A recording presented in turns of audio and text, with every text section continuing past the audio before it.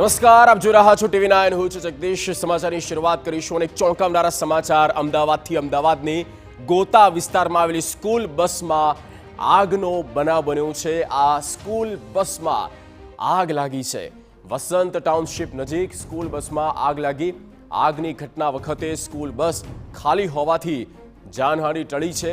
અમદાવાદના ગોતા વિસ્તારનો આ બનાવ છે। ગોતા વિસ્તારમાં જ્યાં સ્કૂલ બસમાં આગ લાગવાનો બનાવ બન્યો, જો કે સદનસીબે રાહતની બાબત એ છે, હાશકારો એ બાબતનો છે કે અંદર કોઈ હતું નહીં, વિદ્યાર્થીઓ કે વિદ્યાર્થીનીઓ અંદર નહોતા, જે એક રાહતની એક મોટી રાહત કહી શકાય।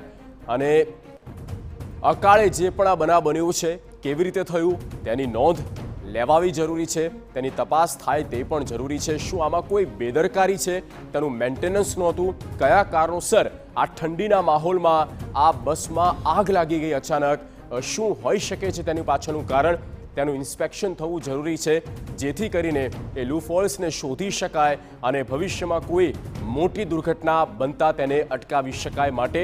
કારણ કે આ સ્કૂલ બસ હતી અને સ્કૂલ બસમાં આગ લાગી। બસનો બોનેટનો જે ભાગ છે તે આપણે બતાવી રહ્યા છે। જુઓ કઈ રીતે ભડકે બળ્યો છે, આગમાં લપેટાઈ ગયો છે। આ આખી બસ હવે ધીરે ધીરે આગની ઝપેટમાં આવી ગઈ છે।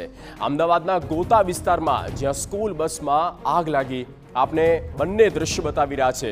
અમદાવાદના ગોતા વિસ્તારમાં જ્યાં સ્કૂલ બસ હતી અને તે સમય પર આ આગ લાગીને હવે પાણીનો પણ મારો ચલાવવામાં આવ્યો છે। બીજા દ્રશ્યમાં પણ આપ જોઈ શકો છો, થોડાક અંતરેથી ફાયર બ્રિગેડના જવાનો પાણીનો પૂરજોશમાં મારો ચલાવી રહ્યા છે અને આગને કંટ્રોલમાં લાવવા માટેના પ્રયત્ન થઈ રહ્યા છે।